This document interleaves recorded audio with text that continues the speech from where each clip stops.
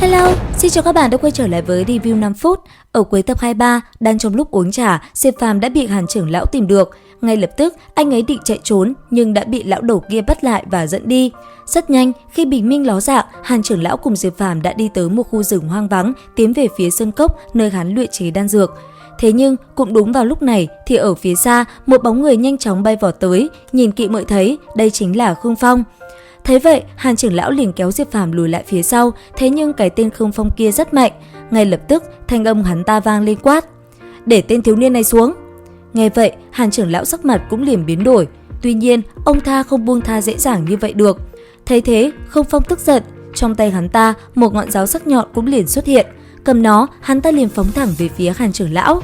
Đối diện với nó, trong tay Hàn trưởng lão, cây gậy kia đã ngay lập tức huyễn hóa. Nhất thời, cây gậy kia như mũi kiếm liền xếp thành hình xung quanh ông. Sau đó, theo bàn tay khẽ động, nó cũng liền phóng thẳng về phía trước. Trong khoảnh khắc va chạm, hư ảnh của cây gậy bị đánh bay, mũi giáo kia lập tức lao tới.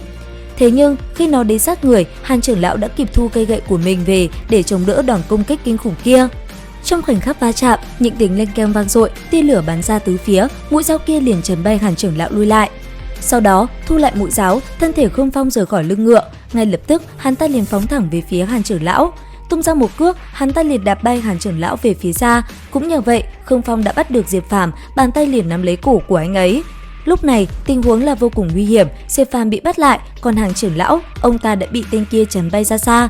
Thế nhưng không biết trong lúc đó đã xảy ra chuyện gì, Hàn trưởng lão vẫn có thể bắt được Diệp Phàm và đưa về sơn động của mình. Thời gian qua đi, ở bên trong sơn động, Diệp Phàm bị trói lại nằm bất động tại chỗ, còn Hàn trưởng lão, ông ta rất vui sướng. Ngay lập tức, thanh âm liền vang lên nói: "Ha ha, cuối cùng cũng thu thập được đầy đủ linh dược." Dứt lời, thân thể ông ta liền động. Từ trên cây gậy, một luồng sáng xanh phóng ra, đã liền lao thẳng về phía những hộp thuốc.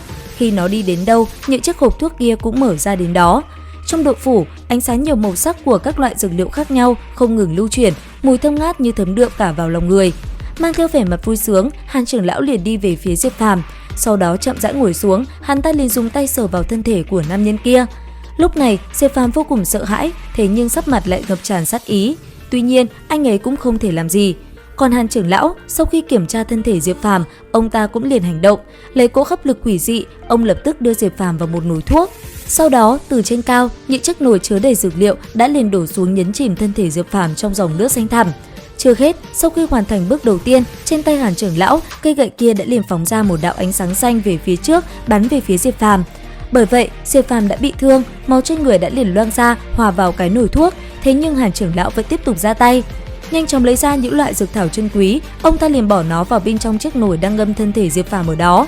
Hoàn thành hết mọi việc, cuối cùng đậy nắp chiếc nồi lại, Hàn trưởng lão liền thôi động hỏa diễm đun sôi chiếc nồi kia lên. Nhất thời, khi hỏa diễm bùng cháy, ở bên trong chiếc nồi chứa đầy những vị thuốc kia, Diệp Phàm cảm thấy khó thở. Dường như anh ấy cảm giác được mình đang bị cái lão quái vật kia nấu chín, ánh mắt cũng dần trở nên hư ảo mờ dần đi. Tuy nhiên, anh ấy vẫn cố gắng chống đỡ, bởi vì Diệp Phàm hiểu, một khi mình rơi vào hôn mê, thân thể sẽ ngay lập tức bị nấu chín.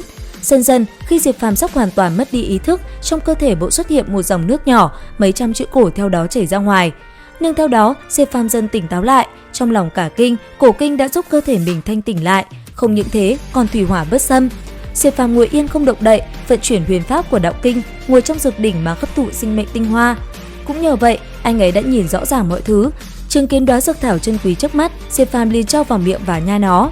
Ngồi bên cạnh dược đỉnh bằng đồng thau, Hàn trưởng lão nghe thấy tiếng động từ trong dược đỉnh, hắn vẫn ngồi yên lặng nở nụ cười lạnh nói: "Không kiên trì được nữa rồi, bị nhiệt độ cao nung nấu, da thì bắt đầu bong tróc, chịu mọi hành hạ, trong một khoảng thời gian nữa không hòa tan mới lạ." Đến đây thì hết tập 24 Giả Thiên. Xin chào và hẹn gặp lại các bạn ở những video tiếp theo.